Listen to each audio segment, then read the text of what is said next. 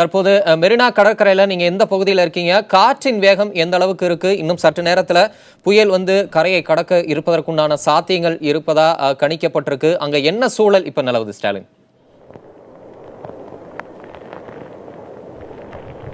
தமிழரசன், தற்போது நான் நின்று கொண்டிருக்கும் காட்சியில நீங்கள் பார்த்தாலே தெரியும் காற்றின் வேகம் எவ்வளவு இருக்கிறது என்பதை உணர முடியும். நிச்சயமாக சென்னை மெரினா கடற்கரையில் தற்போது முழுவதுமாக கனமழையும் பெய்து வருவதால், காற்றுடன் கனமழை பெய்து வருவதால் மக்கள் யாரும் சாலையில் நடமாட ஒரு காட்சிகள் தான் நம்மளால் பார்க்க முடிகிறது. தற்போது நான் தனியார் குடியிருப்பின் 10வது தளத்தில் உள்ளேன்.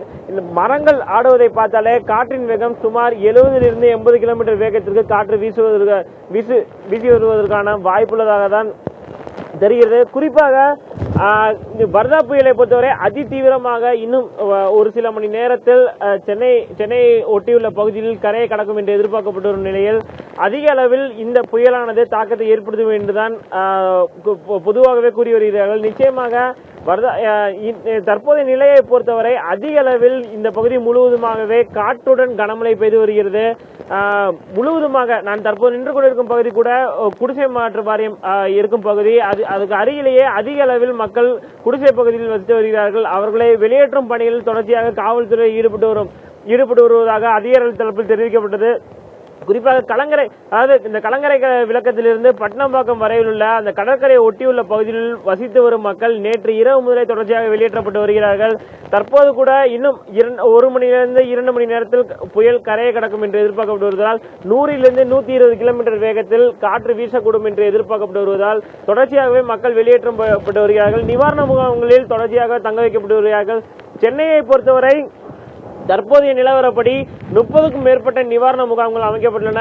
அங்கே மக்களுக்கு தேவையான அடிப்படை தேவைகளை பூர்த்தி செய்வதற்கான பணிகளில் தொடர்ச்சியாக அதிகாரிகள் ஈடுபட்டு வருவதாக தமிழக அரசு சார்பில் தெரிவிக்கப்பட்டுள்ளது.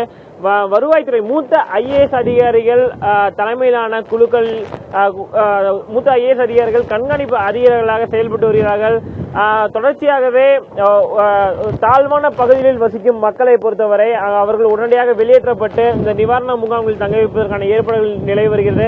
வர்தா புயலின் தீவிரத்தை நம்மால் நிச்சயமாக உணர முடிகிறது. அதிக அளவில் காற்றானது வீசி வருகிறது. நாம் 10வது தளத்தில் வேறு நிற்பதால் நம்மால் நின்று கூட ஒரு இடத்தில் சாதாரணமாக நின்று கூட பேச முடியாத ஒரு சூழல் தான் உள்ளது. ஆங்காங்கே சாலையின் குறுக்கே ஆங்காங்கே மரங்கள் விழுவதாக பல்வேறு பகுதிகளிலிருந்து வரும் தகவல்கள் தெரிவிக்கின்றன. அதற்கு உடனடியாக மாற்று ஏற்பாடுகளை, மரங்களை உடனடியாக சாலையிலிருந்து அப்புறப்படுத்துவதற்கான நடவடிக்கைகளில் சென்னை மாநகராட்சி அதிகாரிகள் ஈடுபட்டு வருகிறார்கள். குறிப்பாக வர்தா புயலை பொறுத்தவரை எண்ணூரிலிருந்து பழையற்காடு உட்பட்ட பகுதிகளில் கரையை கடக்கும் என்று எதிர்பார்க்கப்பட்டு வருவதால் அங்கு பலத்த ஏற்பாடுகள் செய்யப்பட்டுள்ளன. குறிப்பாக கடற்கரையை பொறுத்தவரை நாம் பார்த்தோம் என்றால் காவல்துறையினர் யாரையும், வாகனங்களாகட்டும் தனிநபராகட்டும், யாரையும் கடற்கரை பகுதிகளுக்குள் விடுவதற்கான அனுமதியை முழுவதுமாக மறுத்துள்ளனர். இன்று காலை 8 மணி முதலே தொடர்ச்சியாக காவல்துறையினர் அந்த அனுமதியை மறுத்து வாகனங்களை வேறு ஒரு வழியாக, அதாவது சாந்தம் சாலை வழியாக தான் திருப்பி விடுகின்றனர். அதற்கான பணிகளில் தொடர்ச்சியாக காவல்துறையினர் ஈடுபட்டு வருகிறார்கள். தமிழரசன், ஸ்டாலின், பல்வேறு நடவடிக்கைகளை மீட்பு படையினரும் காவல்துறையினரும் மேற்கொண்டு வருவதாக குறிப்பிட்டீங்க. தற்போது அங்கு கடற்கரையோரம் வசிக்கக்கூடிய மக்கள் எந்த பகுதிகளில் தங்க வைக்கப்பட்டிருக்காங்க? குறிப்பா குழந்தைகள், முதியோர்கள், பெண்களுக்கு என்ன மாற்று ஏற்பாடுகள், அடிப்படை வசதிகள் அவங்களுக்கு செய்து கொடுக்கப்பட்டிருக்கு? ஸ்டாலின்,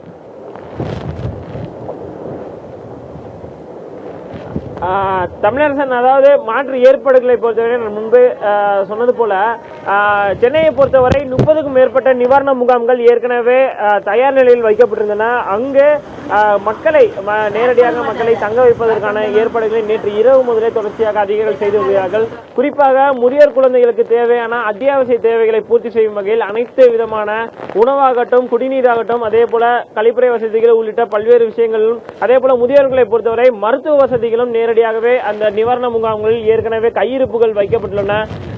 தேவைக்கு ஏற்ப குறிப்பாக கடற்கரை பகுதியை பொறுத்தவரை நாம் பார்த்தோம் என்றால் அங்கிருந்து வெளியேற்றப்படும் மக்களை உடனடியாக அந்த நிவாரண முகாம்களில் தங்க வைக்கும் பொழுது அவர்களுக்கு மருத்துவ தேவைகளை பூர்த்தி செய்யும் வகையில் அரசு மருத்துவமனையிலிருந்து மருந்துகளும் அந்தந்த நிவாரண முகாம்களுக்கு அனுப்பப்பட்டுள்ளன.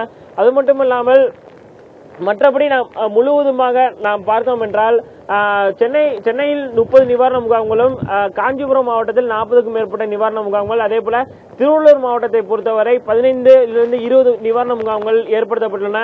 இது தேவைக்கேற்ப அதிகரிக்கப்படும் என்று வருவாய் நிர்வாக ஆணையர் சத்யகோபால் ஏற்கனவே செய்தியாளர்கள் மத்தியில் தெரிவித்திருந்தார். மக்களை பொறுத்தவரை தகுந்த ஒத்துழைப்பு அளிக்க வேண்டும். அதாவது தாழ்வான பகுதியில் இருக்கும் மக்களும், அதே போல புயல் அதிகமாக பாதிக்கப்படக்கூடிய பகுதியில் உள்ள மக்களும் காவல்துறையினர் வந்து நிவாரண முகாம்களுக்கு அழைக்கும் பொழுது நிச்சயமாக தகுந்த ஒத்துழைப்பு கொடுத்து நிவாரண முகாம்களுக்கு செல்ல வேண்டும். அதிகாரிகள் அந்த பேச்சை அலட்சியப்படுத்தக்கூடாது என்ற ஒரு கோரிக்கையும் தமிழக அரசு மக்கள் முன் வைத்துள்ளது. நிச்சயமாக மக்களும் அதற்கு தகுந்த ஒத்துழைப்பு தருவார்கள் என்று அதிகாரிகள் நம்பி வருகின்றனர். இருந்த போதிலும் ஒரு சில பகுதியில் மக்கள் வெளியேற மறுத்து வரும் காரணத்தினால் அவர்களை வலுக்கட்டாயமாக கூட காவல்துறையினர் அந்த பகுதிகளின் தாழ்வான பகுதியிலிருந்தும் அதிகம் பாதிக்கப்படக்கூடிய பகுதியிலிருந்தும் வெளியேற்றி வருகிறார்கள். நிவாரண முகாம்களை பொறுத்தவரை அதற்கு தேவையான மாற்று ஏற்பாடுகள் செய்யப்பட்டுள்ளன.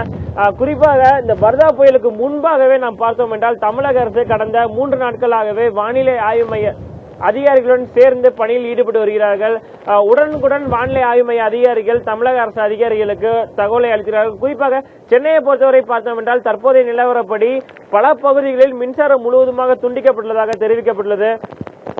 அதாவது இது பாதுகாப்பு கருதிதான், மின்சாரம் அதிகமாக துண்டிக்கப்படுவதற்கான காரணம் பாதுகாப்பு கருதிதான் என்று தெரிவிக்கப்பட்டுள்ளது.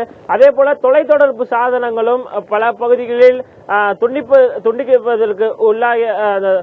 துண்டிக்கப்படுவதற்கான காரணங்கள் குறித்து நாம் தொடர்ச்சியாக கேட்டு வருகிறோம். அதிகமான காற்றுகள் வீசுவதால் ஆங்காங்கே அந்த தொலைத்தொடர்பு சாதனங்கள் கூட பழுதாகிவிட்டதாக தான் அதிகாரிகள் தரப்பில் தெரிவிக்கப்பட்டுள்ளது. நிச்சயமாக வர்தா புயல் இன்னும் 1 மணியிலிருந்து 2 மணி நேரத்தில் கரையை கடப்பதற்கு முன்பாக பல்வேறு விதமான பாதிப்புகள் உள்ளாகும் என்று அறியப்பட்டாலும் அதற்கு தேவையான மாற்று ஏற்பாடுகளையும் தமிழக அரசு அதிகாரிகள் செய்துள்ளனர்.